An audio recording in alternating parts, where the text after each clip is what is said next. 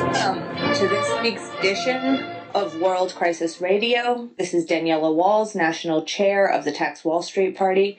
We are recording this program on the afternoon of the 23rd of May, 2015. Webster Tarpley is still out changing world history, and he should be landing from Russia any time now. You can keep up with his live tweets at Webster G. Tarpley, and please retweet. I am here opening the show with Adam Rodriguez, who we all sat watching the results of his election come in on Tuesday night with bated breath. And the results seemed to be final. He was only 90 votes away from being in the general election. Hello, Adam. Hey, Daniela. How are you? Thanks for having me on. Good. It's amazing you got so close. Congratulations. We needed to get to the second place where Everett is now, and you ended up with 1,479 votes, and Everett ended up with 1,569. So that's only 90 votes away. I mean, this is optimistic, Adam, for everybody. I'm sorry, what was that? No, you didn't interrupt. I was just saying it's very optimistic because it shows that you can win these grassroots elections. Sure. And this is in an area where the population is highly disjointed only because you have certain pockets of, this is a very rural area, but it's only recently been developed with a lot of people that are moving out of New Jersey, out of New York. So you have, New Yorkers and metropolitan New Jerseyans that are very progressive and forward and want all the advantages of, a very built up, kind of developed area, while still being out here in the countries per se, and so we're kind of cheek to jowl with an element of the county that is very kind of like staunch Republican. They might be Democrats, but a lot of them are what they call blue dogs or Dixiecrats. And they might not want development, and if they do, it would be to their own ends. It would be for their own benefit. In other words, you have to be able to approach them and say, well, here's the things that we can do, and as a side effect for that, your business concerns, your construction firms, your real estate interests, you're going to benefit from that because this is what we want to do. If you don't do that and reach out to them, and again, these are usually Democrats that are far to the right or Democrats that have switched party a long time ago and now Republicans. So that's what you're looking at here. And considering that I came really only about, at this point, maybe 90 to 100 votes short after the tabulations closed down. They're still counting in some of the write-ins, or rather not, some of the absentee ballots. And there may be even some write-ins, I don't know. But basically, by and large, there were another 50 votes that were added in on top of that. So I'm a little bit over 1,500 votes being all told. Now, that was the third place. Does that mean there's any chance with the write-in votes, or do you think no, the spread's going to end up where it's at? It's just going to stay where it's at. Well, there were write-ins in other counties, and a friend of mine told me that certain states don't count write-ins. It's very difficult to do a write-in, but apparently in the state of Pennsylvania, this is a growing movement, and at least in Monroe County, and there were numerous write-in candidacies throughout the county for different races. There was a school board election. There was constables positions, because these are all elected officials. If you want to become a constable, which are not under the sheriff's department, they work for the state, but they also work conjointly with the Department of State, which is the Board of Elections. So they're out there enforcing election rules, making sure that electioneers are a certain distance away from the polling station.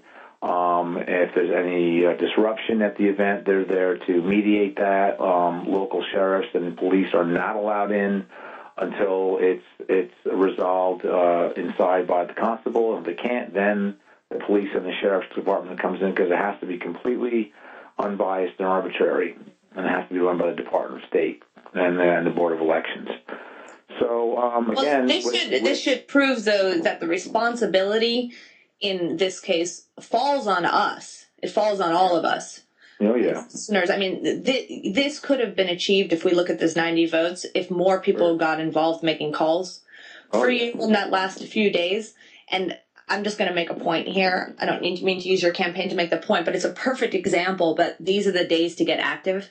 And activist means active. Like, this should activate you.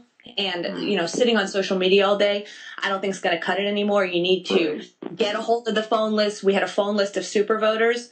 And, I mean, I called some people the night before to help out, and they were watching the Mad Men finale. And I don't want to be too harsh here, but now if you were not phone banking for Adam that night and watching the Mad Men finale, it's time maybe to ask some hard questions.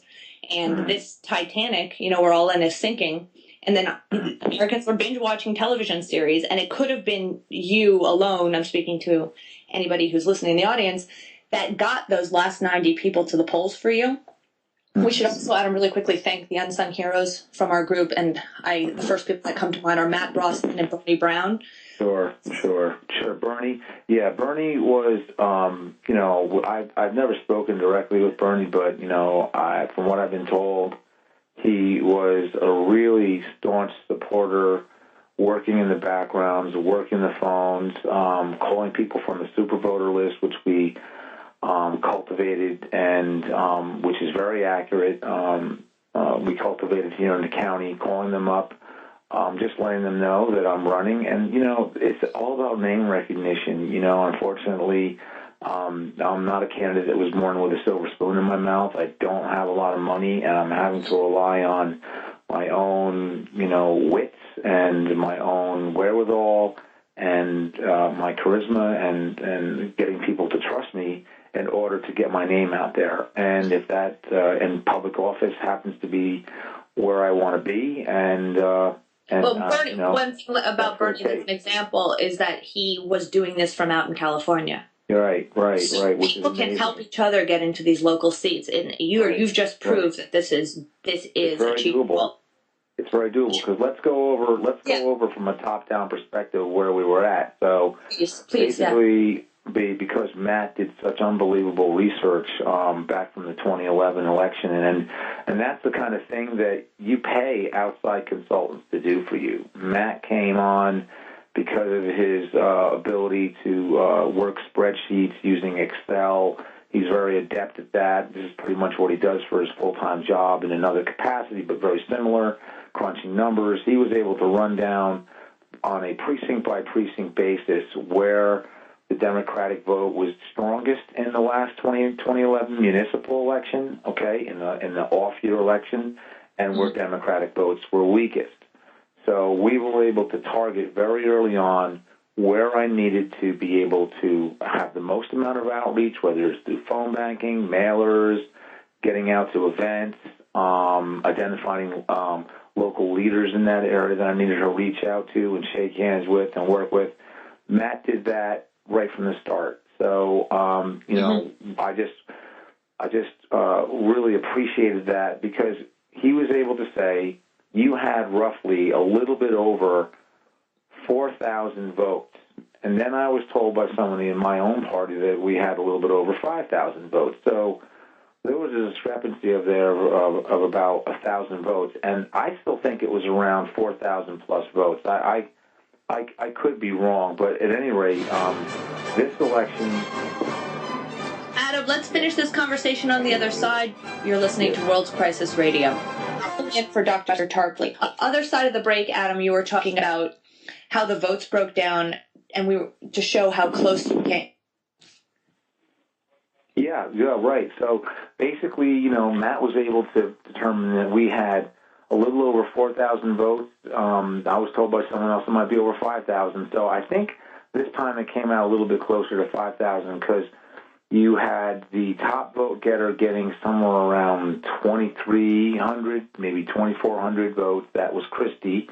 Mm-hmm. He was the one that was given the most amount from the Republicans because he was drug up by Moyer and Garris, or actually Moyer, he's a former friend of his, who was one of the sitting county commissioners. And then the next top vote getter was Everett, and I believe he got 1640 when all is said and done. And then myself, I was able to get about 15 and change, 1520, 1530 around there. And then the other candidate was able to get about but that was Andre Reams. He came with another 40 or 50 points below me. So you tally all those together, and it's pretty much close to about 5,000. And so the only thing that separated myself from Alan Everett was those 90 votes. So again, I was only about 90 votes away from winning this thing. And was that subterfuging or scheming, you think, by the Republicans in this? Oh, yeah, no question. No question. And, this whole thing was power broke in the background, power broke from the background right from the beginning. The minute that Andre and I decided that we were going to run, you had the most reactionary elements within the county here that absolutely refused to have anything to do with myself or Andre. And I feel myself in particular, because I was an X factor for them. I wasn't just a minority. I happened to be a Latino with a lot of cross-party appeal because although I'm Latino, I'm fairly well spoken. I appeal to different peoples of different social backgrounds and ethnicities. So I think they saw me probably as the biggest threat between the two of us in terms of what I meant if I were to gain the commissionership. So they went all out. They found two people to flank them, one being this guy, Alan Everett, who was actually recruited by the current county commissioner, Suzanne McCool, who is a Democrat, and she's leaving. She's retiring. And it couldn't, as far as I'm concerned, it couldn't be sooner because she represents the exact opposite of what this party, of where we should be going. If she's going to go out and recruit this quote-unquote Democrat, Alan Everett, who's really probably more conservative than a lot of Tea Partiers that I've ever met as a Democrat, then she's done herself a disservice. She's done disservice to the county because between me and Andre, we were a damn sight better than Alan Everett. That's all I can say. And his family, this Republican machine flanking you, you did as well as you did. Yeah, no question. And that's just the one. Then the other guy, Christie, he was specifically kind of anointed or recruited by Moyer. Moyer is the other Republican commissioner, and I could go on about how he's unfriendly to labor, and that I use unfriendly, and that's a mild term. And he went out and recruited this guy Christie. His wife is a Republican who's on the school board here out in Monroe County in actually the Stroudsburg School District. And so Christie is the nominal Democrat, who's worked with Shawnee Development Corporation. This is a large real estate holding firm out here in the eastern part of the Poconos along the Delaware River. He's worked for Wyndham Properties, which is a well-known Republican, very reactionary real estate company that has properties worldwide. And then he's also worked for a lot of big contractors, civil engineers, and developers that do a lot of work for these two real estate holdings, and he's worked for them for the past more than 20 years.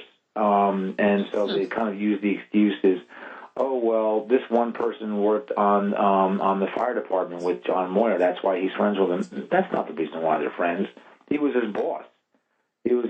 And in fact, I was told by other people throughout this eastern part of the county that John Christie is not liked amongst the local his own neighborhood. He's not liked within the Wyndham property and Shawnee development area because of their the way they treat a lot of the Smithfield township. He's very dismissive, and he's not very outgoing. A lot of his attack. He's also attacked labor, and some of the things that he wants as a priority in terms of what needs to be changed here in the county are far different than what I would focus on in terms of income inequality and better paying jobs. And he wants to focus on miraculously projects that are going to propitiate the developers and the construction firms that he's worked with in the past. So this is what politics is like at the local level, and where we wonder why it's corrupt at the federal level. Yeah, exactly. And I don't want to discourage people from running for office themselves at the local level, and I want to make sure that I hope can you stay possibly for another segment with us, Adam? No problem. Yeah. Okay, because I really want you to give a tutorial for somebody in their own county who wants to do this before we end. So maybe we can remember to squeeze that in the next segment. Yeah, that's no problem. Because if there's one thing I've learned, and you've probably heard this a million times, is that all politics is local. You can do as a tax Wall Street party candidate, as a American system advocate, whether you're in the Democratic or Republican Party, you can do a lot to change that at the local level. And you might not think it, but you really can, because you bring to the table an awareness of history and economics that most people just don't have. And assuming that you have a really good ability to reach out to people, to shake hands with them, that you're affable, that you're friendly, you can get your points across, not get flustered when they do attack you, not get disappointed, and just be able to just get right back up again and advocate for what you would consider a project or something that's going to benefit the people along the lines of the American system. Yes, we were talking about that earlier, how you only learn by doing it, and learn when you're out on the street with your clipboard, you learn how to sell your message. And let's finish this on the other side. You're listening to World's Crisis Radio. This is Daniela Walls with Adam Rodriguez. Walls filling in for Dr. Webster Tarpley with Adam Rodriguez, who just ran for Monroe County Commissioner. And we're learning the lessons of how to do this ourselves in our own county. And we were just saying that you only learn by doing it. You've got to get out and do it. We've got a social media generation that's not getting out at the grassroots level, getting out on the street. It's Twitter and Facebook all day, all night, all the time. And you really learn how to sell the message and become a communicator when you're out there knocking on doors. At least that's what I've found. And but one other thing I was just going to say is, though, we were talking also about the knowledge of history. And that's also important, because when you do get into office, then history is when it's going to keep you from being susceptible to corruption. Right. What do you think? Right. That's right. Yeah, I agree. Because you see yourself as a world historical figure, and that's key. Because if you don't, then it's very easy for you to become corrupted. It's very easy for you to sell yourself out, to compromise your values. Because if you look at it that way, there's no right, there's no wrong. You're just in this kind of existentialist, wasteland.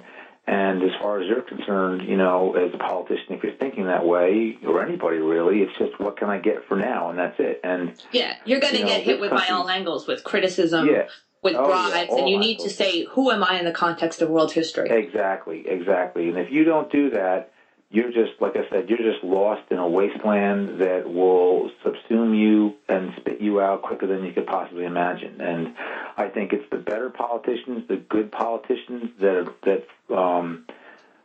can survive that, because they see themselves that way. Now, not all of them might not be good politicians for the people, but they might just be better politicians because they believe in a certain ideology. Now, obviously, this is a struggle, and the American system is key. And understanding the American system, the idea of national banking, high tariffs, understanding how labor works, how our economy is supposed to function in terms of a very highly functioning, highly manufacturing-based economy with also, sitting cheek to jowl right next to a lot of agriculture too. So we can't discount that either. There has to be a healthy balance between a properly maintained environment, manufacturing in certain areas, and then agriculture as well, spread out throughout your region. You have to go into these races, I think, proceeding from the concept.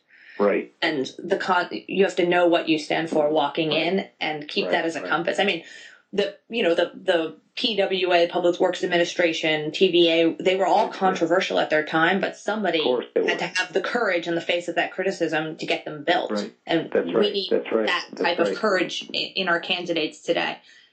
So that's why I want people who are listeners of this audience and students of the American system like yourself to be running for office. Right. That's the point of this whole experiment here. Right. Well, what you... And it was an experiment, exactly. No, and yours wasn't an experiment. Yours was real. I mean, the experiment of getting our listeners to start running for office, to get up and start running. You got that? Yeah, no, and look, this is what's made America great successively. We've come to this point where we're just sitting around looking at each other saying, what the hell are we doing wrong in our country here? How can we solve this? And it's a few leaders throughout the country that have the courage and the faith of their convictions to actually pull America up by its bootstraps and be able to not take any serious criticisms that seriously, because if you do, you're sunk. And, what you were saying before about the social media, our own party falls victim to that. You have a lot of people who get on Facebook, they get on social media, and, they kind of get, it's very sexy, to a certain degree. It's very persuasive and seductive, and people think that they're reaching out, and to a certain degree, it is an important tool. But nothing can substitute for you getting out, going out, meeting people, shaking their hands, getting involved with local community organizations. There's plenty of great organizations you can get involved with right at the national level too. You see this big, huge fight for $15 per hour. Get involved with those local groups. Get involved with those local organizations that are fighting for better pay. Get involved with maybe even your local Rotary. Get involved with your local, maybe even the Chamber of Commerce, as reactionary as it is to a certain degree. Get involved with all these civic organizations. Get involved with your local Democratic Party. Reach out to different cultural organizations. But most importantly, to learn the nuts and bolts of what it takes to run a campaign. First thing you do is go down to your county courthouse, go down to your municipal building, ask for the paperwork that you're going to need in order to file for office. That's number one. Get the money together, make the filing, find yourself someone that's going to be a treasurer, find yourself someone that's going to be your campaign manager, find yourself somebody that you can rely on to put together some events as a communication director to reach out to people so you can raise money, because you're going to need some money, all right? These are all very practical, simple things and first steps that it's going to take in order for you to kind of get out there, be you man or woman, recently, naturalized as a citizen, whatever race, creed, color you are. This is what it's going to take for you to do this, because it's not that hard. And they make it a little difficult purposely because they want to see that you're committed to this. But once you start developing a relationship, whether it's your county office or your township buildings, that you are going through the process of trying to, get involved in local government, or even like a state office, running for state rep out here, or running for a state senator's position. That's where it starts. And once they see you at these buildings, they get to know you, and it's, there's Adam, and he knows the ropes, and he knows the process, and they're more than willing to help you most of the time. They're more than willing, okay? Then the next step is, you need to put together, like if you want to do it, say with the Republican Party, then fine. You want to do it with the Democratic Party, even better, because I'm a Democrat, okay? If you want to do it as an independent, that's the way to go too. But either way, it's just a lot of finding where your voters are, finding where the people that you want to appeal to first, and work them. Go out, tell them what you want to do. Tell them what you want to do here in your township, in your county, what you can do for improvements. You see, one of the things I learned just the other day, all right, well, I didn't learn it, but I got a firsthand explanation of how it works. There was a former congressman from New Jersey that I really liked a lot, and his Rush Holt. All right, he was a big advocate for nuclear power. He was a former physicist from. And he was also the advocate for the Wall Street sales tax, wasn't he? He was, in fact, yes. He was an advocate for definitely for a transaction tax, and also for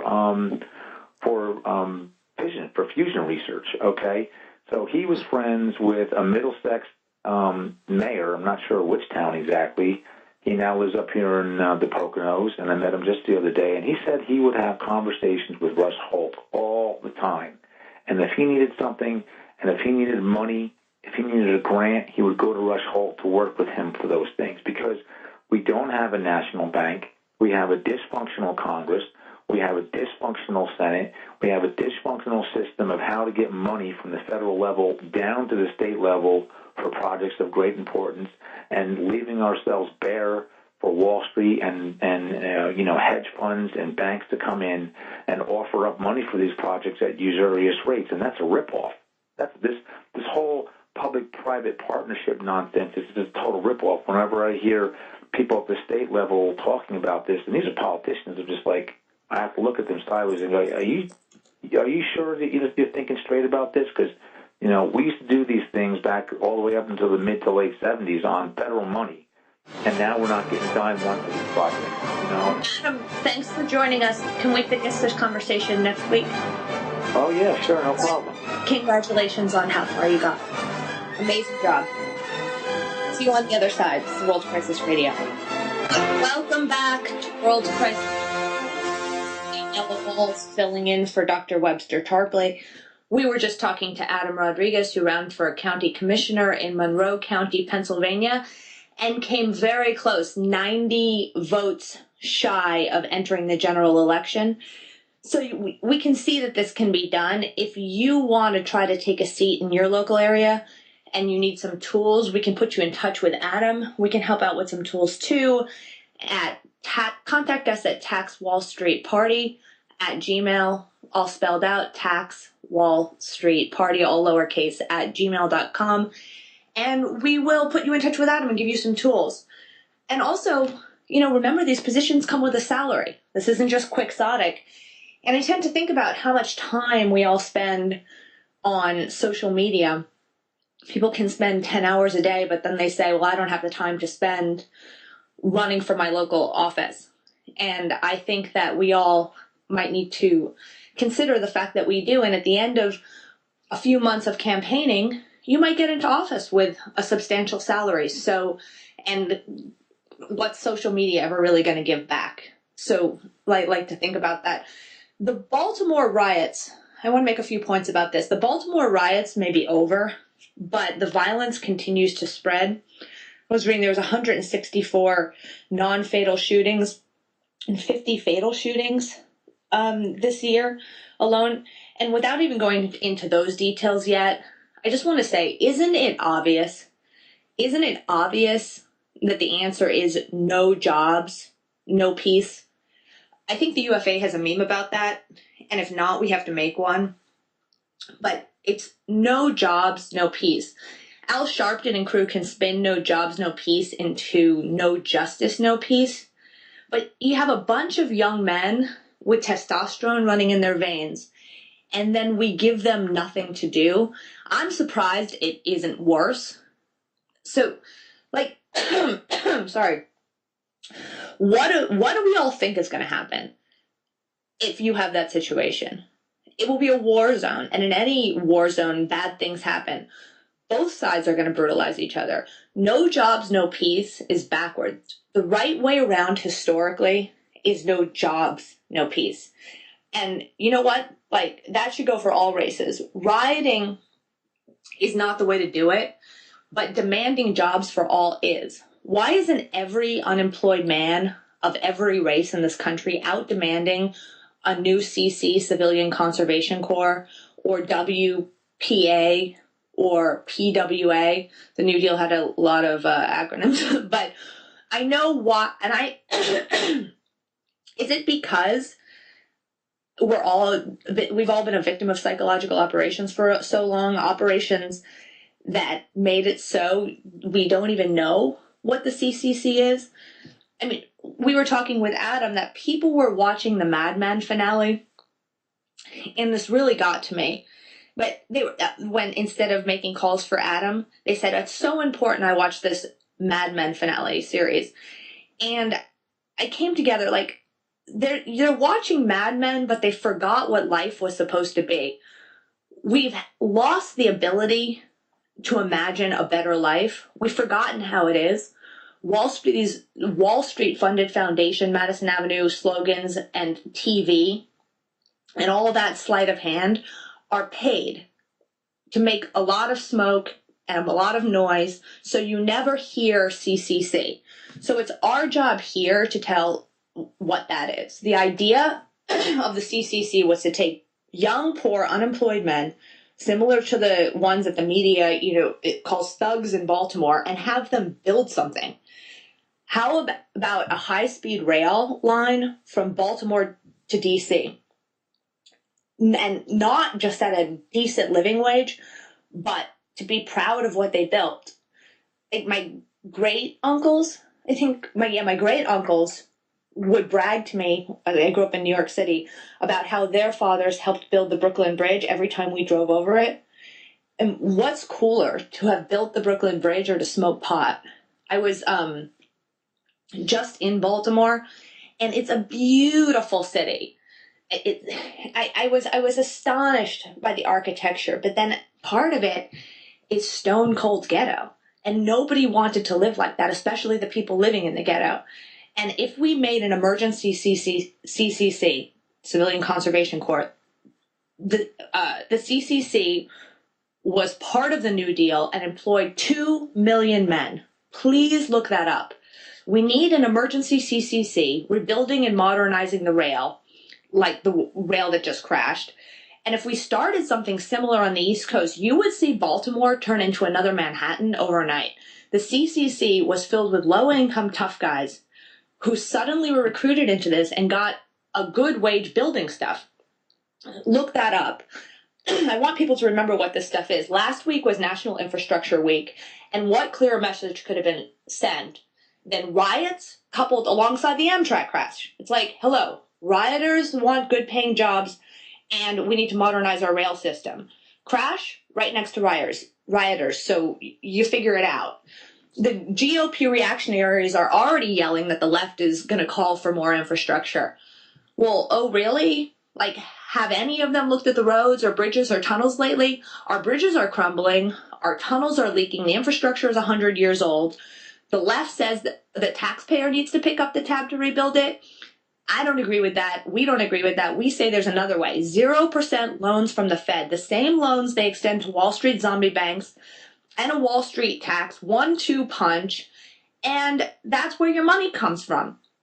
Or we can keep ignoring Wall Street and keep ignoring Wall Street forever and let them off the hook and then live in hell on earth. I've never spoken to anybody, left or right, that doesn't think we need our roads, rails, bridges, and tunnels rebuilt. So the only question should be, how are we going to do it? That should be the only question. I know that everything is politicized, and the global elite who don't use the roads and bridges or live in the places where the infrastructure is crumbling, they don't care because they don't use our infrastructure. But most of our beautiful roads, our dams, our bridges were built in the 1930s, and they were funded by the United States government. So this is another point. For everybody who says that everything the government touches is a mess, I have more news for you. These projects were also supervised by the United States government. The Triborough Bridge, the Empire State Building, LaGuardia Airport, the Golden Gate Bridge, the Tennessee Valley Authority, the Shasta Dam, Hoover Dam, schools, firehouses, libraries, all that stuff you see around you built with 1920s architecture. You can just Google projects built under the New Deal.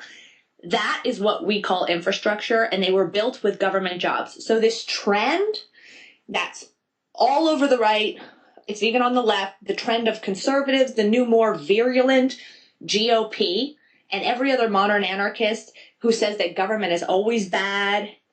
You're historically wrong. If you think the government can't make something work, then how do you account for having the strongest military in the world? YouTube a U.S. Navy advertisement. Watch a few U.S. Navy advertisements on YouTube. Just go out and do that as an experiment. And then you come back and you tell me that the U.S. government is helpless and hapless and a bungler. It's simply a lie that's been sold to you by Madison Avenue madmen, and you're all buying it. We can build aircraft carriers. We are capable of amazing technology, NASA, but we're not capable of building rail and putting the rioters to work building something they can be proud of at a decent wage. Total hogwash. So this week, people were arguing with me. I was bringing this up, and they said one argument was, and it's just so pedestrian. They say the learning curve is too steep. How can you teach inner city youth to rebuild infrastructure? Well, we did it in the 30s. I mean, take a look at those phenomenal feats of engineering that low-income inner city workers built. If you think that, then you suffer from a lack of imagination. I mean, look at the Golden Gate Bridge. They figured out how to do it then. The PWA, we were talking about with Adam earlier, I had said that it was...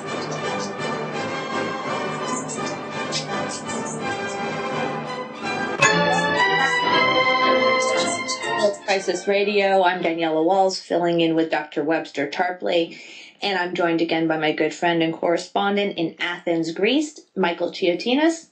Hi, Michael. Hello. Hello. I want to fill you in. Hello. I wanted to fill you in that on the other side of the break, I was talking about the WPA and how we need to put the rioters back to work, building something. And I was saying on the other side of the break that people were telling me this week that the learning curve is too steep and inner city youth could never build infrastructure. But I was saying we did it in the 1930s, and take a look at the phenomenal feats of engineering that low-income inner city workers built. And we were talking about the Golden Gate Bridge, the Empire State Building, LaGuardia Airport, Tennessee Valley Authority, the dams, which is, the Shasta Dam, the Hoover Dam, and all the rest, the schools, the firehouses, the libraries, all the stuff we call infrastructure that we're still living off of. And that's what the Tax Wall Street Party and the UFAA demand is, to start rebuilding similar infrastructure, modernizing the infrastructure. And if you think, and I was saying that, if you think that we can't do that now, then people are suffering from a lack of imagination. And Adam Rodriguez, who ran for Monroe County Commissioner, and I think had an amazing result.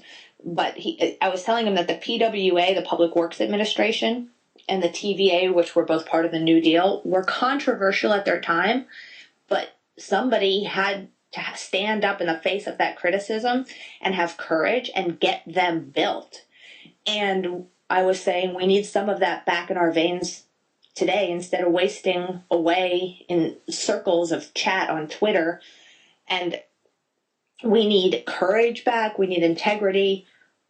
Adam and I were talking about proceeding from the concept when you begin to run for office, and getting out and running for office we talked about, and learning your history, which is important, so you are not corruptible when you get into office. But instead, think of yourself as world historical, or else enjoy the riots. Yeah, and throw your lives in the waste bin, actually. You guys in America think we had riots because of the way the media likes to portray things. But really, what we had were large demonstrations in Greece. We didn't have riots. The footage you may have seen with a line underneath saying Greek riots, or riots in Greece, were just small groups of anarchists clashing with police. And you're absolutely right. What matters is people's creativity, productivity, how to increase productivity, how to increase the capital of the land, and how to make stuff that make people's lives better, you know? Yeah, make stuff that other countries want to buy and get people productive, and how to get them to focus on that instead of these sensational riots and people looting. It's almost sick. Do you guys like watching this? Are you entertained by that? Like you're entertained by Mad Men, or do you want to do something about the problem?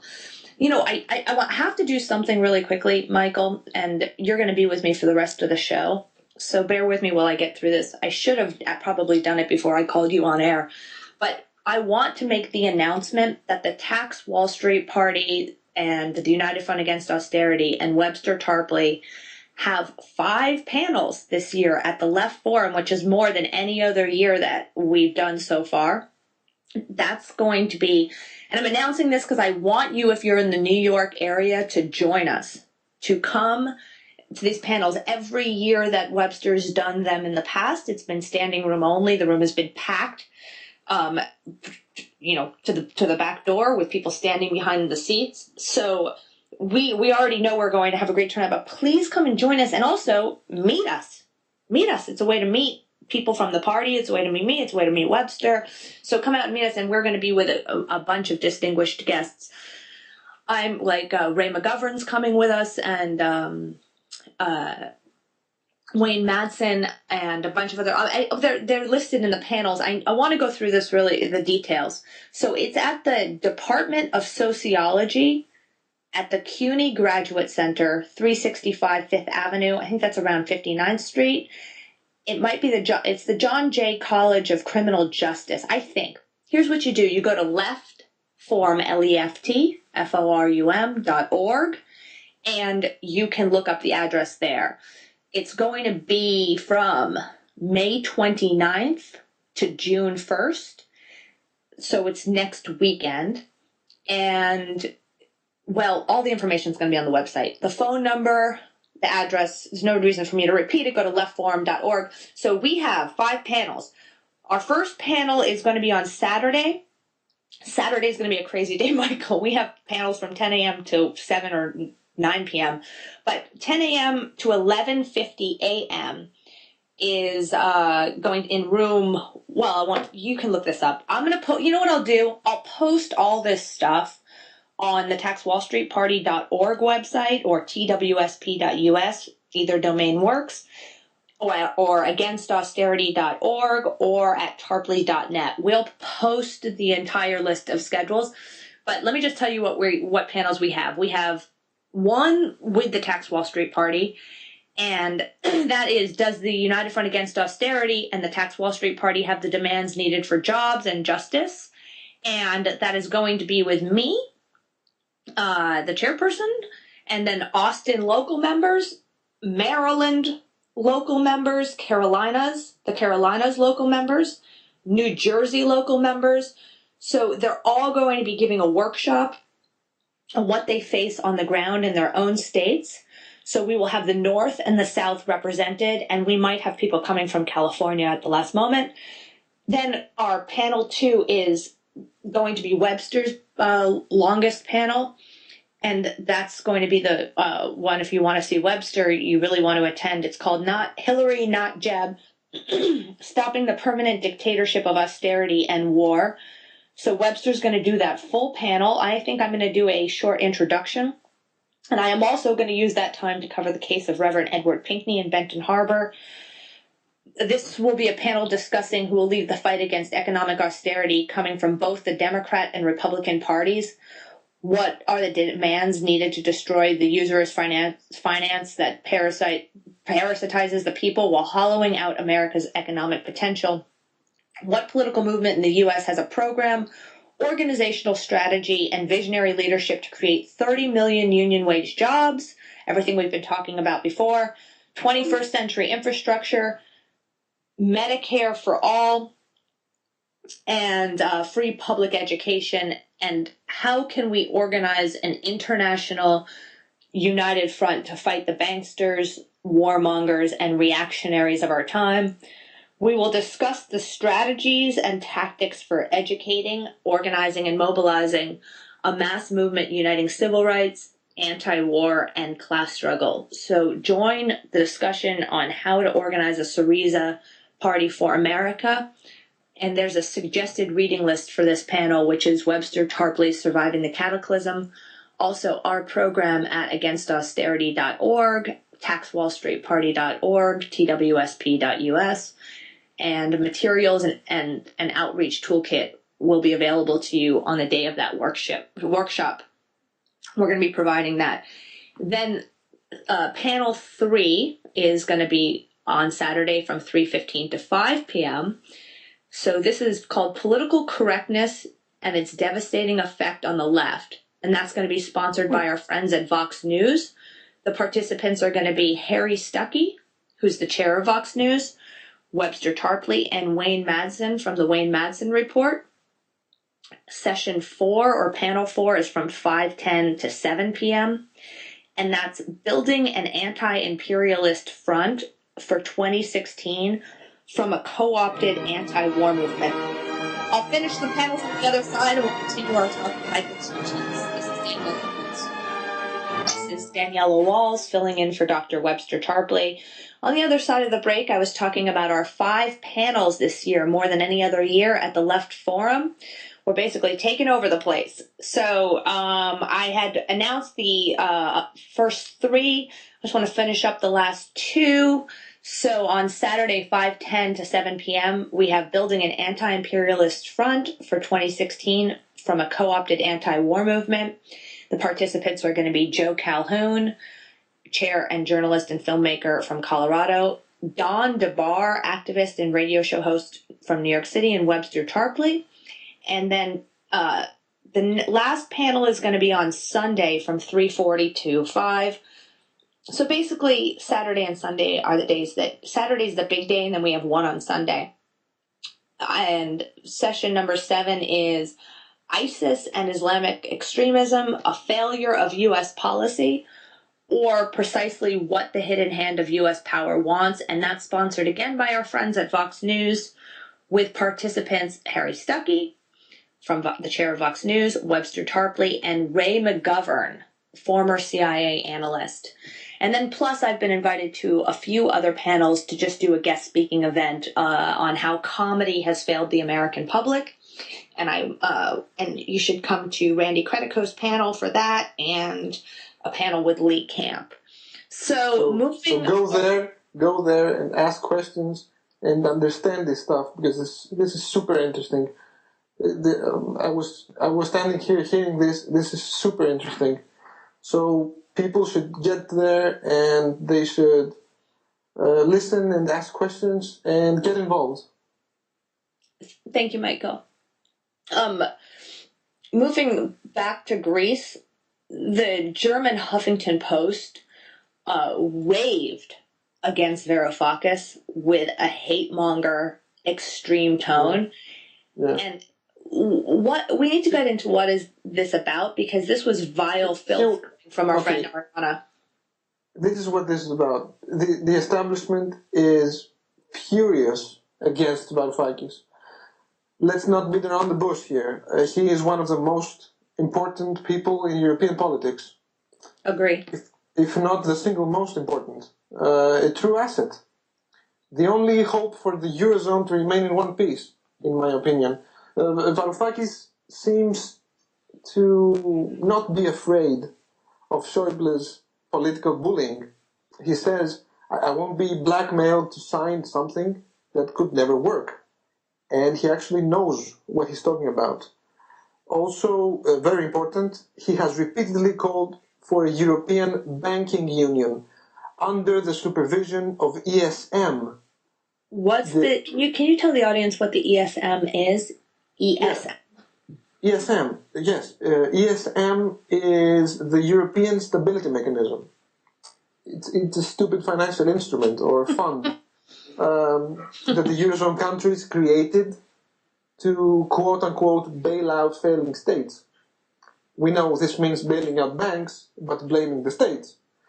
In this kind of a scenario that Varoufakis is proposing, this ESM would be given the authority to open the books of failing banks whatever country they are in, put them under bankruptcy protection, clear them of toxic assets, aka derivatives, and then recapitalize them, instead of bailing out nations with money that the nations then use to bail out banks, and then have that as a burden on their national debt, and subsequently be forced to impose austerity.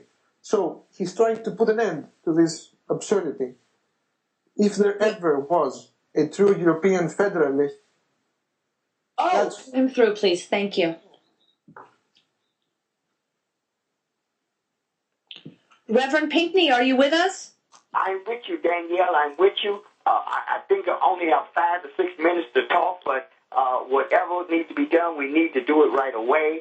And I tell you, we're excited. I got the transcript that I've been talking about. I've been talking about this transcript. Now we finally have it. And I have discovered that they had absolutely no evidence that could have convicted me. And I'm feeling good, Danielle. I'm feeling good about this whole situation. Now they're trying to hold up the other part of the transcript to keep us from getting that, so we can get that appeal bond and get that, get a hearing on that. So it's been one issue after another, Danielle.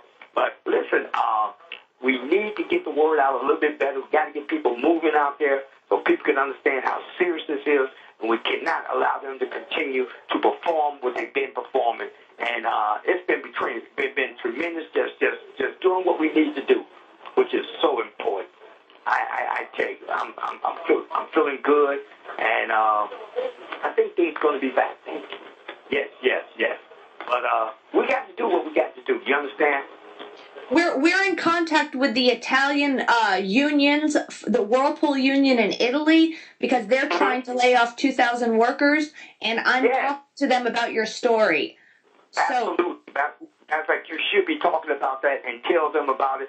So in Italy, they're trying to lay off 2,000 Whirlpool's employees. They're trying to lay them off. Huh? So yes, and Italians are good fighters, and they have a history of fighting. So and striking. So we're talking to them right now and trying to get them activated, and they are about to get activated. Talks just started the other day. So very good. Mm-hmm. Very good. And also, Reverend Pinckney, we're representing you at 5 different panels at the Left Forum this year, because I know you did that with us in the past. Yes. So here's something I was thinking too. Maybe I can call in to one of the panels. That's a great idea. I will bring a device and give you a phone number for you to call in and speak to the audience on a screen. I will set that up. Absolutely. That would be tremendous, Danielle, because I tell you, we got to let the world know about this prison system. We got to let them know about this criminal justice system. And we got to let them know that Barron County is running a criminal enterprise, and they're doing everything in their power right now to stop me from getting out of here. They're doing everything. They're going all behind the table. They're going undercover. They're just doing things because they know that once I get out, it's full steam straight ahead. So they're doing what they normally do, and which is anything they can do to stop people and stop a movement. But they won't stop this movement because we're prepared to go to the next level. But yes, I will be. This is an excellent idea, and if you could only get through to one of the panels, what I could also do, Reverend Pinckney, is give a presentation with slides on the case, and then play the tape of you speaking to us when you can get through at all 5 of the panels. Because they're sold out, almost all of our panels. And you're no stranger to the Left Forum. You were with us in the past. Right. As a matter of fact, every year I used to go to the Left Forum in New York. Yeah. And my intention is to be there this year. And what day is I'm thinking it's about the 5th of June? No, it's from May 29th to June 1st this year. Okay. So that weekend. Right, next weekend. Absolutely. Okay, well, you make sure you tell all the listeners to tune in, because I definitely going to have my intention of being there. Even if I have to be there by phone, I'm still there. Yes. Whatever it takes. And I like to be, if I can get in all 5, I would love to be in all 5. I'll make sure that happens, Reverend Pinckney. Can you stay with us to the other side of the break? I might be gone, but if I'm Okay. You're listening to World Crisis Radio. We'll see you on the other side of the break. Welcome back to World Crisis Radio. This is Daniela Walls on the line with Reverend Pinckney from Coldwater, Michigan. And we were talking about the Left Forum. Reverend, are you still there with us? Yes, I am, and I'm at the Coldwater Penitentiary here. And I want people to know we're calling directly from the prison itself. So, we're doing the show just straight from the prison, and I think that would be such a big deal at the forum. Here I am calling from the prison itself, talking to all those people. I think that would be gigantic, Danielle. I'm excited about it. I'm excited about that, too. That's an excellent idea. We actually just came up with that, I think, right here. Well, yeah, absolutely. Right on Webster Show with Danielle, the host. How about that? I'm going to put together about a 20 to 30-minute slideshow detailing the case from beginning to end with pictures of you and pictures of the events. I'll put that together with the help of Larry and your wife and Ethel. Absolutely. And then, what? I want you to make sure you if you want me to be there next week, make sure you give Dorothy all the information. I'm going to give her all the information. I'll figure out a technical way that's best to set it up, and then I'll give Dorothy all the information well in advance. And remember, I'm only going to have 15 minutes to speak. Only 15 minutes. Yes, you'll have 15 minutes to speak. Right. So I'll plan that 15 minutes is dedicated to you, and I will record you talking in case, because we have 5 all on one day, or 4 on one day. Perhaps more because I've been invited as a guest speaker to several little side events, so I can even bring that tape in with me and replay the tape as if it's live. You see? Absolutely. And listen, I'm going to be more than happy to be part of that. It's really, and most people, a lot of people know me at the Left Forum too, and so that would be tremendous. Get a chance just to do something. And, you might even want to set up a little table or something so people can have some literature to pass out to them also. We're going to do that. I'm going to bring flyers that represent your case, and then we're going to have some flyers for us. So we're going to set up a whole table, and we'll put up some pictures that outline the situation in Benton Harbor at our table. Very good. Very good. I'm excited now. You see, you took this thing to a whole different level because what we need now, we just need a little bit more exposure to get these people moving and get in a whole different direction. Yes, and it's like everything else, it's just I hate that you're there, but it's a process. Yes, it is. You said the magic word. It is a process, and believe me, I have been through the process. But I'm. You have 1 minute remaining. With Danielle, I only got 1 minute left. Yeah, I hate that sound. What I'm going to do is that we're going to make arrangements for me to be there, and just give me a time and the date that you want me there, and I would definitely do it that way. So yeah, I'm excited. I'll call Larry and Dorothy tomorrow and start setting this all up. Very good. And listen, we like I told you, we got the transcript. We were still short. We still got to get 2 more transcripts for February 27th and April the 14th. So those who are out there who can't donate, please donate. Go to bhbanco.org. And whatever you can give, we will be grateful because we need those transcripts also. So I want to thank everybody who has contributed, and I think they did a tremendous job. And we're just one step away, Danielle. Yes. So let's do what we need to do. And maybe people, I always suggest people make that as a recurring payment, as part of something that they do to help fight against this American oligarchical system. And the theme of our show earlier was... Thank you for using Global Telling. Well, Reverend Pinckney had to go on that note. The theme of the rest of our show was this destructive television watching and how it's taken time from us, and this circular, never-ending social media cacophony. And if you could cancel your Netflix subscription after you watched that show, House of Cards, and you found out that it was all building up to a big operation message which said, you are entitled to nothing. On the last episode, you are entitled to nothing. Oh, really, Kevin Spacey? Thanks for making us watch 40 hours of wasted life. Cancel your Netflix subscription if nothing more than for just that one line that you are entitled to nothing. So That was the finale of one of the last seasons. Just horrifying. So cancel your $9.99 Netflix subscription and turn it over to Reverend Pinkney. And start that way. Start by getting involved. These are the days to get active. Michael's still on the line with me. So, Michael, on the other side of the break, or when Reverend Pinkney called in, we were talking about the slander in the media against Varoufakis. And, Michael, you were saying what Varoufakis represents in the European political establishment. Could we start there? Yes, I was saying he's trying to put an end to this absurdity of the bailouts by creating a banking union that can put failing banks under bankruptcy. If there ever was a true European federalist, that's Varoufakis. But you know, let us be realists here. How do you mean real? How do you mean realists? Do they really think he doesn't know what he's talking about? Do they really believe that carrying on implementing the same policies that have brought the Greek economy to its knees can ever bring better results? No, I just want to interrupt Michael 1 second. I'm sorry, but that's precisely the case. They're attacking because they know he's over the target, and they do know what he's talking about. You're always attacked when you're over the target and you know what you're talking about. So continue. I'm sorry. So is this, we should ask ourselves, is this distraction by design? Or is this an attempt to make debt colonies out of weak European countries? We say here in our program that austerity doesn't work.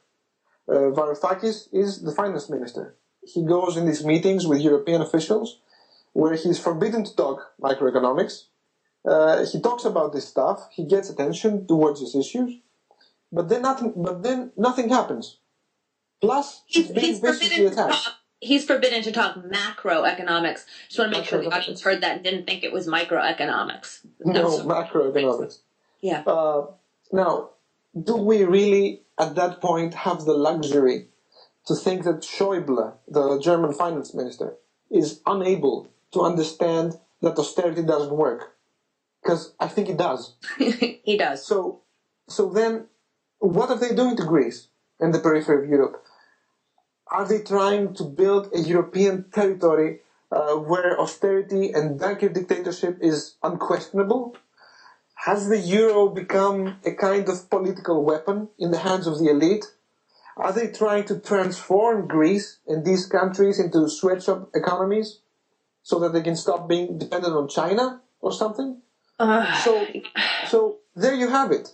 Think about these questions and then try to answer why Varoufakis is being slandered in the way that he is. Yeah, slander is the first sign to me that you're doing something right. Yeah, I mean, all the big financial mags this month, whether it was Bloomberg or the Wall Street Journal, talked about Greece falling back into recession. And I got a message from a stranger on Facebook. He said, "Why do you like Syriza? They seem like a bunch of bums and they're failing." This is propaganda, Daniela. Right. I want to talk a little bit about this. Yes, and please. How statistics are used in tricky ways to serve rhetorical purposes. When I say rhetorical, I mean, political propaganda. Mm-hmm. This, as you said. Well, here in the U.S. Yes. Sorry, I feel like I keep interrupting you. But here in the U.S., like, all the emphasis is off the banks in all directions, left and right. Like, I was talking earlier about how we're all pawns in this organized deflection campaign off of the speculators. And that's the break. Let's continue on the other side. You're listening to World's Crisis Radio. World's Crisis Radio. This is Daniela Walls hosting for Dr. Webster Tarpley. We have so much left to cover in this episode. We never get to anything, Michael. You see, we an hour and a half's long, but it goes so fast. We were talking on the other side about how all the emphasis, and I was getting angry, is off the speculators. We're all in this organized campaign of smoke off these speculators, and they use this rhetoric like the 99 versus 1 or income inequality to deflect from the possibility of a radical systemic overhaul of the banking system. And this is why banking oligarchs own political foundations and think tanks. The left here is putting the burden on the people with increased taxes, and the banks and markets that have caused everything are never called out. The Philadelphia Amtrak crash, who knows what the left will call for, but if the fear is, it's going to be a larger tax burden on the people for infrastructure. That shouldn't be the case.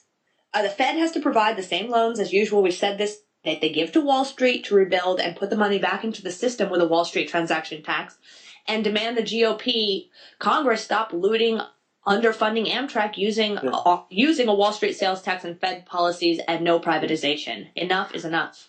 Okay, as you said, we read this month that Greece has plunged back into recession. Mm-hmm. I read here from Bloomberg, Greece returns to recession as bailout impasse drains economy. The Wall Street Journal says Greece falls back into recession. Reuters, we read Greek economy slips back into recession in first quarter. Right. I was reading those articles too, and the thing is they cited that it was Syriza's policies were the reason. Yeah. But what policies? I mean, they've been in government for 4 months now, and it seems like the EU are trying to stall everything and not even let them implement their program. Yeah, it's exactly the same in all Greek mainstream media. Like you said, this is an attempt to discredit the new left-wing government in Greece. They also give a reason behind the supposed recession. There is instability, loss of confidence, and the pressure on the real economy because of the prolonged period of negotiations between Greece and its lenders. So, in other words, what they're saying is, don't you dare question the Washington consensus. Oh, and by the way, stop whining and go on implementing it. And is that true? I sure as hell don't remember any recovery. What's the real story? Was there any recovery? I mean, okay, what are the examples of a recovery? Is there a subsequent recession now as compared to the stated recovery? To put it simply, no. Okay. There are two problems with that narrative, so I need a second to explain this. Okay. First of all, they say new recession, right? Mm-hmm. Right. What they're referring to is that the GDP produced during the first trimester of 2015 was less than the GDP produced during the last trimester of 2014. Now, stick with me for a minute. Mm-hmm. The fact is, this isn't called a recession. To call something recession or growth, you have to compare it to the corresponding period of time of the previous year. So, compared to the first trimester of last year, the first trimester of this year showed a 0.3% increase in GDP. And that's the way you judge whether there's growth or recession, by looking at numbers on an annual basis. And on an annual basis, we had the first trimester of this year closing with a marginal 0.3% growth. This is practically stabilization. It's nothing important. But there is also a second point here. They say recession is back, which implies that there had been a recovery. Right? Yeah, what's the recovery they're referring to? They are referring to the quote-unquote real GDP growth of 0.8% in 2014. Okay, so it's just abstract numbers on a page. Was there 0.8% growth in 2014? Well, yes, but no. Here's what happened. Okay. Nominal GDP fell from that of 2013. So nominally, Greece had a recession in 2014. But real GDP, that's a term used, expansion or contraction, also takes account of the inflation rate. So, in 2014, nominal GDP fell, but prices fell even more quickly. There was price contraction also, what's called deflation. If you combine these two numbers, it gives you a very small real GDP growth. And they call that a recovery. Truth is, this is no recovery, it's a depression. So, another smokescreen and confusion put up by the central bankers and their media arm like we do, big circular distraction from the reality that we're all victims of depression because of banks. All of us. Yeah, what they are trying to tell us is Greece had an austerity government in 2014. So 2014 was a year of recovery, which 2014 was not. And now they have an anti-austerity government, and 2015 is showing signs of a return to recession. The truth, if anything, Daniela, is the complete opposite. Yes. There is no reason for the Greek economy to grow because there's no investment. But the economy has stabilized in this near-death condition precisely because there haven't been any new austerity measures taken by this new government. Yeah. That's super interesting. So there hasn't been new investment, yet there's because of this propaganda, but yet there's stabilization because there's also no austerity cuts. Yes, that's how low. Austerity could create stabilization. Yes, that's how low the Greek economy is actually. It's in such a bad shape that just by leaving it alone, it tends to stay where it is because there's no new austerity, which people have by now come to expect all the time. Yeah, we're conditioned to think that austerity is normal and it's all our own fault. I'm wondering, through this, what effect this campaign has on the progress of the negotiations between the Greek government and the EU. The Greek government has found itself in a very rough situation. The other side seems to be committed to the dogma of austerity and all the old ways, the terms of the previous bailout programs. They are blackmailing with a Grexit. In other words, we'll kick you out of the euro, So the point is that the propaganda campaign is contributing negatively to the negotiation process. Yes. And at that point, Daniela, if you allow me, I want to get a little bit into geopolitics. Yes, I want you to get into geopolitics, and I want you to take your time, but remember that this is our last segment, and we always promise this every week, but with all the traveling, I just want to fill in this before, because I know the music's going to come, and then we're going to have, our voices get scrambled, and then when the show's over. So we have to promise to finish this on United Front Radio and do this with Kyle this week, because we never get to finish the points we're trying to make, because we always run out of time. So for the remainder of the show, please talk about the geopolitical situation and take your time. But we'll finish this in an hour-long discussion, because I know that you and I have so much to talk about when it comes to this, and there's some big points to be made. Yeah. So things are not looking good. We may yet have an actual world crisis ahead of us. Not just radio, a real world crisis. This matter is so complicated. It's not funny. We're headed. There's very scary things on the horizon that are possible. Yeah, I can't even begin to explain, and time is short. But I'll try to simplify things as much as possible, and just pose a few questions for our listeners to think about. Europe is strategically important. Europe is NATO's hub for the control of countries in Russia's West Front. But the question is, what does Europe have to offer to these countries anymore? What can these peoples of Europe expect? Becoming dead colonies like Greece has been the last 5 years? So on the one hand, you have this attempt by the West to control these countries, and on the other hand, you have the BRICS becoming a big world power. Michael, that's the end of the show. We're going to finish this on United Front Radio. You've been listening to World Crisis Radio. Have a wonderful week.